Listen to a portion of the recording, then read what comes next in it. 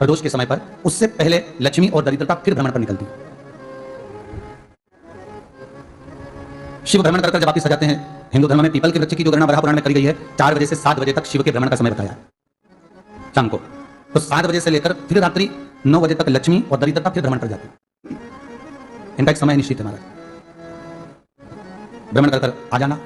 अब इस बीच में जब लक्ष्मी और दरिद्रता दोनों निकल कर जा रही हैं, तो दोनों एक भाव रख कर जाती हैं कि आज हमको कहां प्रवेश करना है, आज हमें किस जगह पर प्रवेश करना है, आज हमें कहां पहुंचना है, आज हमें किस जगह जाना है। और जिस नगर में जिस मार्ग से लक्ष्मी और दरिद्रता निकल कर जाती है, ये दोनों का जब निकलना होता है, इनको स्थान दिया गया जहां पर स्वच्छता हो, घर के दरवाजे पर रंगोली डली हुई हो, द्वार पर जल छिटा गया हो। महाराज उस द्वार पर लक्ष्मी प्रवेश करती है, तो दरिद्रता भी जाने लगती है अंदर। जब दरिद्रता अंदर जाने लगती है तो लक्ष्मी उसको रोक देती है, पहले मैं देखकर आती हूं कि तेरे लिए स्थान है कि नहीं, तू यहां रुक।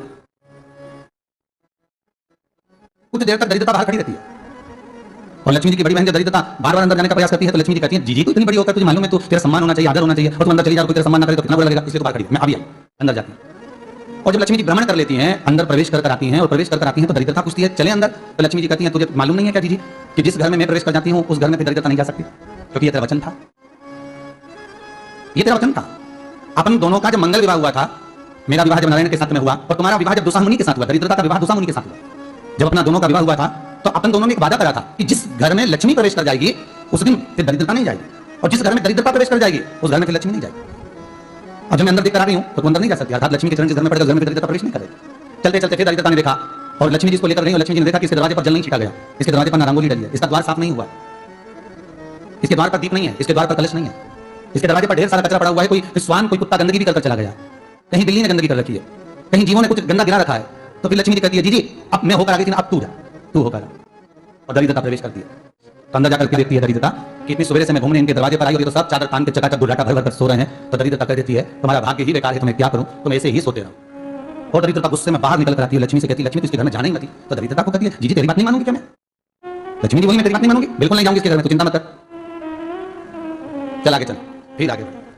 ये लक्ष्मी और दरिद्रता का प्रवेश, आपके घर का द्वार, आपके घर का दरवाजा। फिर निवेदन करूंगा एक बहुत सुंदर बात, हमें महाराष्ट्र से सीखना चाहिए, हमें साउथ से सीखना चाहिए, दक्षिण से। जिस समय पर भक्ति देवी यमुना जी के घाट पर रो रही थी अपने पुत्र ज्ञान और वैराग्य को गोदी में लेकर, समय देव ऋषि नारद ने प्रश्न किया था कि तुम कहां पर पोषित हुई हो, तुम्हें ऊर्जा कहां से प्राप्त हुई? तो कहा मैं गुजरात से तो चली हूं। और वहां से चलती चलती भक्ति देवी कहती है, मैं बहुत दुखी होकर, बूढ़ी होकर, द्रवित होकर, बड़ी दुख में वहां से चलते चलते जब मैं महाराष्ट्र में पहुंची तो मैंने वहां जाकर देखा कि वहां पर लोग हर पल हर घड़ी ब्रह्म मुहूर्त में उठकर स्मरण करते हैं, नाम जाप करते हैं और दरवाजे पर जल छीट कर रंगोली डालते हैं। तो कह रही है कि वहां पर मैं थोड़ी अवस्थावान होने लगी, वहां मुझे अच्छा लगने लगा। फिर जब मैं और आगे बढ़ी, दक्षिण में जब पहुंची, वहां पर जाकर मैंने देखा कि सुबह से उठकर मंगलाचरण, मंगला स्तोत्र और वेदों की ध्वनि होने लगी, वहां पर मैं और आनंदित हो गई। हमें कुछ चीजें महाराष्ट्र से सीखना चाहिए कि वहां रहने वाले जो भगत हैं, वारकरी संप्रदाय के जो भक्त होते हैं, वैष्णव जो धर्म के भक्त होते हैं, उनका नियम है सवेरे के समय घर में पानी है कि नहीं है, पर जब भी वो घर का दरवाजे के बाहर थोड़ा ना थोड़ा पानी तो छींट ही देते हैं। और छींटने के बाद फिर वहां पर अपने यहाँ तो दिवाली पर रंगोली बनती है जी, और वहां पर रोज की रंगोली बन जाती है कि कभी हो सकता है परमात्मा राह भूलकर हमारे घर में प्रवेश कर जाए, इसलिए वहां प्रतिदिन की रंगोली, प्रतिदिन।